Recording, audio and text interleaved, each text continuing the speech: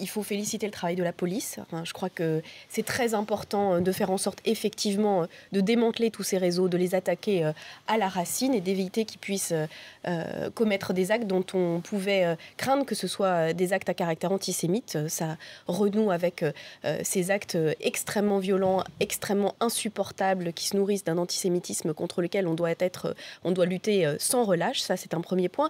Mais le deuxième élément qui doit interroger, c'est de voir à quel point il peut y avoir une forme de sectarisme, d'intégrisme qui prospère, qui, je crois, est totalement délié de l'immense majorité des musulmans. C'est comme une secte, si vous voulez. Oui, c'est deux choses très différentes. Pourquoi justement des jeunes Français qui attention. n'étaient pas musulmans au départ, puisque c'est le cas de certains d'entre eux en tout cas, adhèrent à un sectarisme pareil? Parce que je crois que c'est typiquement une dérive sectaire. C'est une dérive sectaire de jeunes qui sont pour l'essentiel d'entre eux assez paumés. D'ailleurs, il faudrait voir, je ne connais pas leur parcours exact, mais on sait à quel point parfois il y a eu ce type d'infiltration et d'utilisation de la détresse de certains délinquants en prison.